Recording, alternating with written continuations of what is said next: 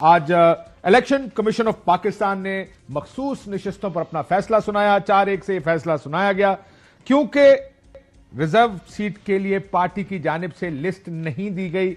इस वजह से इलेक्शन कमीशन ऑफ पाकिस्तान ने यह फैसला किया कि ये नशिस्तें सुन्नी इत्तेहाद काउंसिल यानी तहरीक इंसाफ को नहीं दी जाएंगी, लेकिन ये खाली भी नहीं रहेंगी और ये शरअ या प्रोपोर्शन की बुनियाद पर उन सियासी जमातों को दी जाएंगी जो ऑलरेडी नेशनल असेंबली में मौजूद है। आइन देखें, एक इलेक्शन एक्ट है। आइन बड़ा वाज़ेह है कि सियासी जमातों को उनकी शरअ के मुताबिक सीटें दी जाए, प्रोपोर्शन के मुताबिक। जितनी सीटें वो जनरल इलेक्शन में जीत के आए उसकी शरअ के मुताबिक उनको मखसूस नशिस्तें दी जाएंगी। सो आइन ये पाबंदी लगा देता है कि उससे ज्यादा सीटें तो नहीं मिल सकती।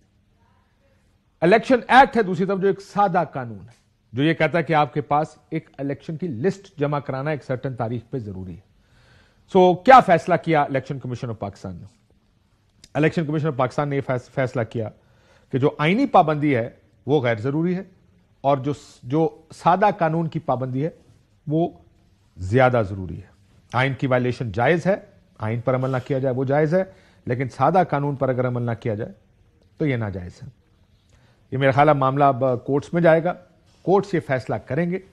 जो ये फैसला है उसकी हद तक कम से कम इलेक्शन कमीशन ऑफ पाकिस्तान की ये दलील जरूर ठीक लगती है कि एक सर्टन टाइम फ्रेम में एक सियासी जमात ने अपनी मखसूस नशिस्तों की फहरिस्त देनी थी और वो time frame Election Commission of Pakistan मुख्तस करता या वो तारीख देता है कि इससे पहले जमा कराएं।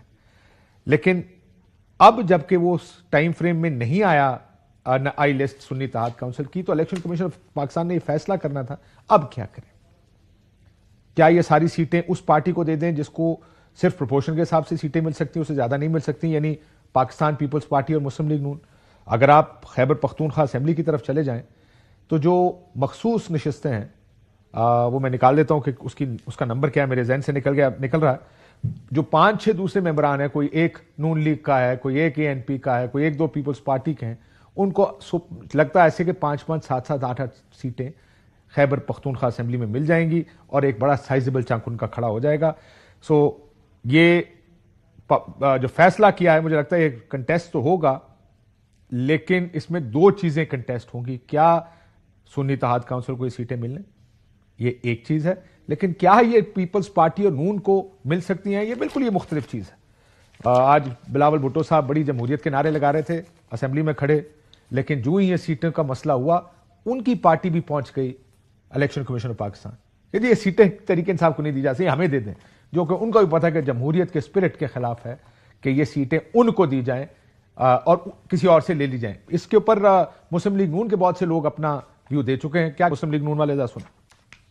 अगर उनकी सीटें बनती हैं, उनको पार्टी का नाम रिस्टोर किया जाए और कुछ सीटें दे दी जाए। मैं उनकी इस बात को एंडोर्स करती हूं और सपोर्ट करती हूं कि जो सीट्स उनकी बनती हैं वो उनको दी जाए। लॉ के अंदर ये सीटें हमें नहीं मिल सकती, न मिलनी चाहिए। इन सीटों के लिए जाके झोली फैला देना PPP और PMLN का ये ऐन जमहूरी इक़दाम है। उनका इन सीटों में कोई हक नहीं। जो उन्होंने कौमी असेंबली में सीटें ली उसी के तनासुब से उनको रिजर्व सीटें मिलेंगी, दूसरे की सीट लेकर उसको दे नहीं सकते।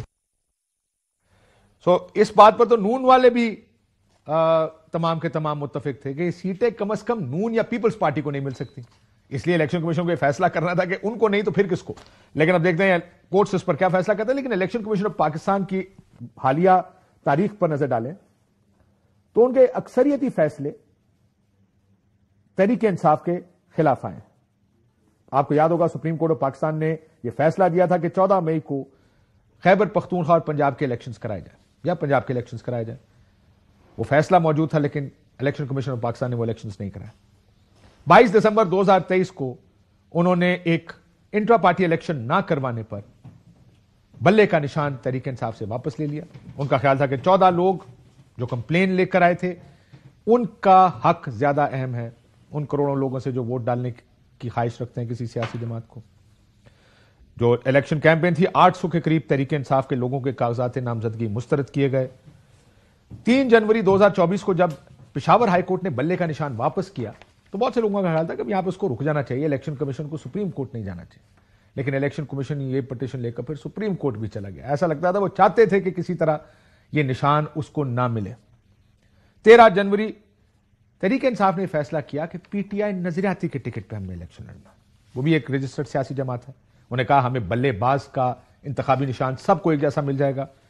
फौरन आनंद फानन एक फैसला इलेक्शन कमीशन ऑफ पाकिस्तान की जानिब से आया कि without leaving his previous party, यानी पुरानी पार्टी छोड़े बगैर और नई पार्टी का मेंबर बने बगैर इलेक्शन सिंबल किसी और पार्टी से के सिंबल पर इलेक्शन नहीं लड़ा जा सकता। और ये 203(3) ऑफ इलेक्शन एक्ट 2017 की खिलाफ वर्जी है। लेकिन यह नजर नहीं आया कि पीपल्स पार्टी पार्लियामेंटेरियंस वाले, पाकिस्तान पीपल्स पार्टी के तमाम लोग उस टिकट पे इलेक्शन लड़ते हैं। बिलावल भुट्टो चेयरमैन है पाकिस्तान पीपल्स पार्टी के, लेकिन इलेक्शन लड़ते हैं पाकिस्तान पीपल्स पार्टी पार्लियामेंटेरियन के टिकट पर। लेकिन जाहिर है बहुत कुछ देखा गया इन दिनों में, और अब उन्होंने ये भी फैसला किया। सो तवक्को के मुताबिक ही था शायद ये फैसला, लेकिन इसमें भी दोनों साइड के मेरिट्स मौजूद हैं।